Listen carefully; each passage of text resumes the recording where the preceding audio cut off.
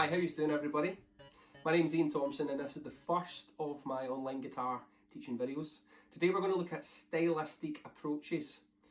As guitar players, you're often faced with the situation of what do you play in a song. You may be playing in a cover band, there might not be guitar in the original track, so what do you do for your own part? A lot of guitar players might sit back, not play as much, but at the end of the day you're a vital part of the band, and if it's a 3 or 4 piece band, then your role is really important. So today we're going to look at the bit of music you've just heard, and we're going to look at a different couple ideas on what we can play over it.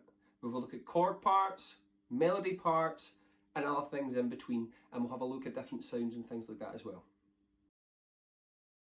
So let's start off by looking at chords.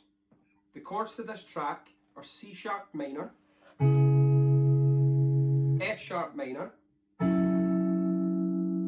E major, and B major.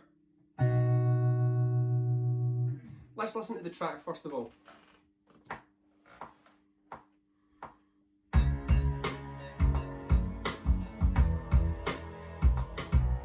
You can hear there's quite a lot going on in the track, so we want to make sure we're leaving enough space for the other instruments and parts in the song.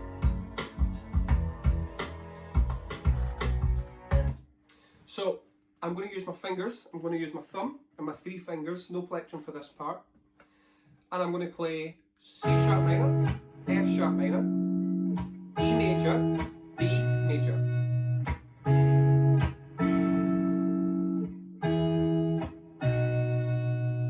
As you can hear, I've added a bit of a tremolo sound to a clean sound just to make it a wee bit more exciting. Things like that can make simple parts fill a song out a lot more. Let's hear it with the track.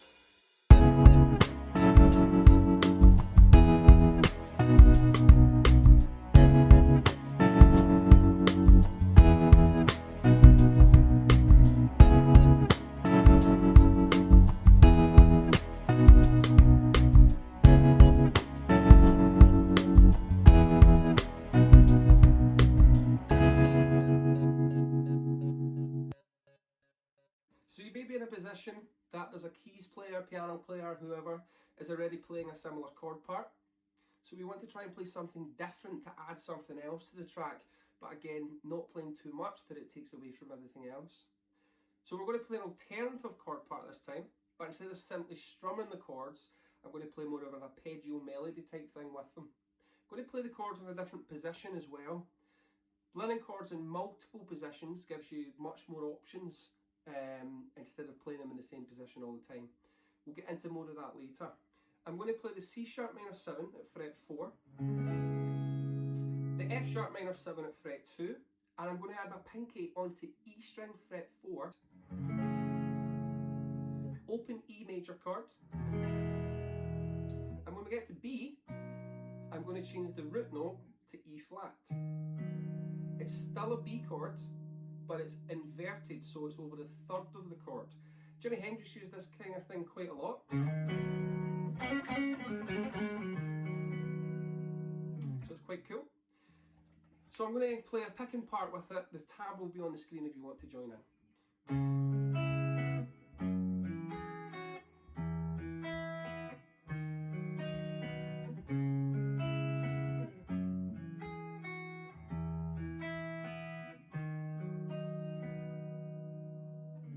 Let's try it with the track.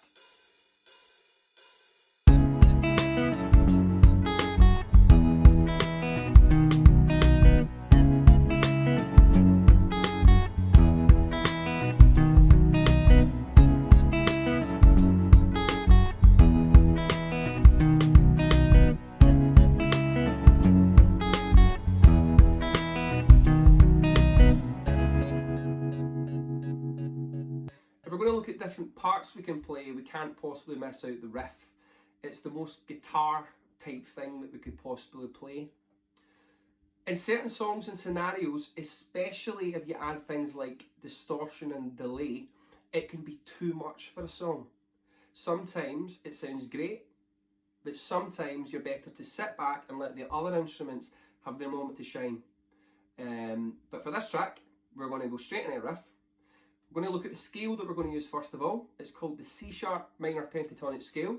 We start on the E string fret 4, E7, A4, A7, D4, D6, G4, G6, B5, B7, E4 and E7. The tab's on the screen now, so feel free to play along and we'll do it in time. 1, 2, 3, 4. 4, 7, 4, 7, 4, 6, 4, 6, 5, 7, 4, 7.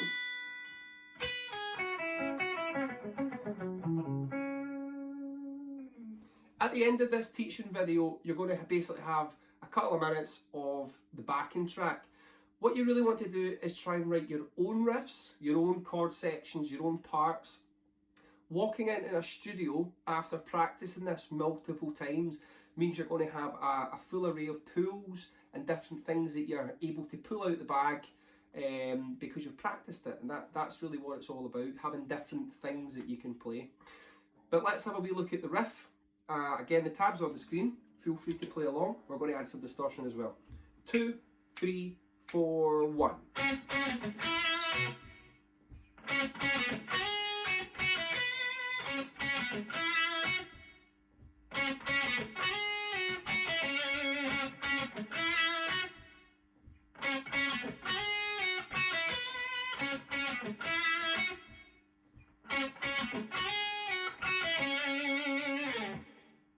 Let's try with the track.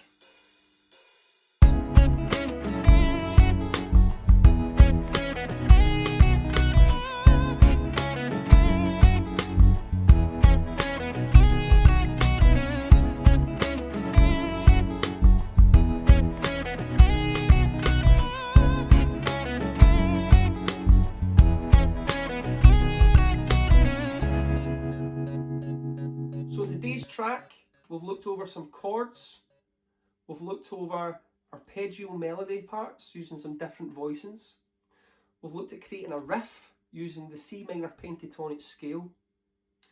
What I'm going to leave you with is a couple of minutes of the backing track with the main parts removed. I want you to try and practice using the C minor pentatonic scale, try and create your own riffs. Eventually the melody riffs can transform into solos, but keeping the fact that it's memorable, it's singable, it's catchy, it doesn't just become noodling on the guitar. So practice the chords, practice the arpeggios, practice the scale, practice the improvisation and the riffs. Next week's lesson we're going to look at improvisation in a lot more detail. So if that interests you, I'll see you next week. And until then, I'll leave you with the outro to have some fun with. Happy practicing. See you next week.